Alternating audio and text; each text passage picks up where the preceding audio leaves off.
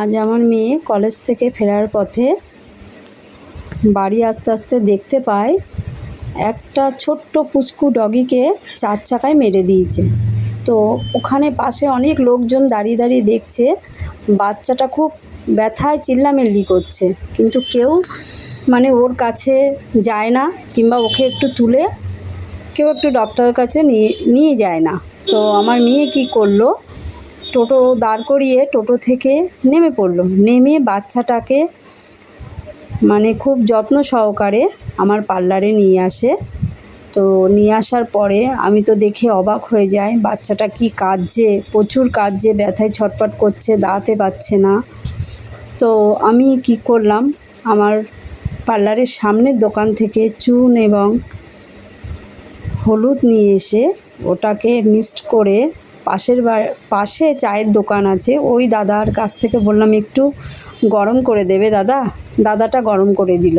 তারপরে ওই গরম গরম চুন হলুদ আমি ওর গায়ে লাগানো শুরু করি। তো তারপর ও আস্তে আস্তে ব্যথা থেকে একটু আরাম পায়। তারপরে আস্তে আস্তে লাগাবার পরে তবুও মোটামুটি কাঁদছিল, কান্না বন্ধ হচ্ছিল না। তারপরে কি করলাম, আমার যে ডক্টর আমার ডগিকে দেখে, মোমোকে এবং কফিকে দেখে, তো সেই ডাক্তারকে আমি কল করলাম। কল করার পরে উনিও কলটা রিসিভ করলো না। তো আমার বাড়িতে আমার কফিকে যে স্যালাইন দিতে যায় তাকে কল করলাম। সে বলল, দিদি আপনি ফার্মেসি থেকে আর্নিকা নিয়ে আসুন। তো ফার্মেসি থেকে আমি আর্নিকা আনতে পাঠাই। তো আর্নিকাটা আনার পরে ওকে খাওয়ানো হয়, খাইয়ে ওকে ঘুম পাড়িয়ে দেওয়া হয়। তো জানি না কি হবে নেক্সট টাইমে।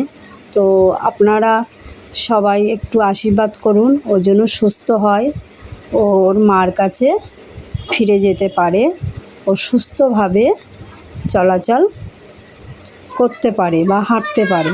এটাই আপনারা ওর কাছে আশীর্বাদ করুন। আর আপনাদের কাছে আমার একটা ছোট্ট অনুরোধ, আপনারা যদি রাস্তাঘাটে এইরকম পশুকে দেখেন, যে কোনো 4 চাকা কিংবা টোটো, যে কেউ অ্যাক্সিডেন্ট হয়েছে, তো আপনারা যতটুকু পারবেন একটু পরিষেবা দেবেন। তার কারণ ওরা তো ঠিকমতো কথা বলতে পারে না, আমাদের মতো তো বুদ্ধিমান না। তো আপনারা এমার্জেন্সি একটু ডক্টর দেখাবেন, কিংবা ঘরোয়া পদ্ধতিতে ওদের একটু সেবা নেবেন।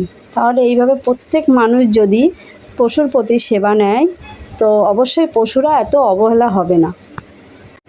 আপনাকে দেখে আরও দুজনা এইভাবে পশুর প্রতি সেবা নেবে।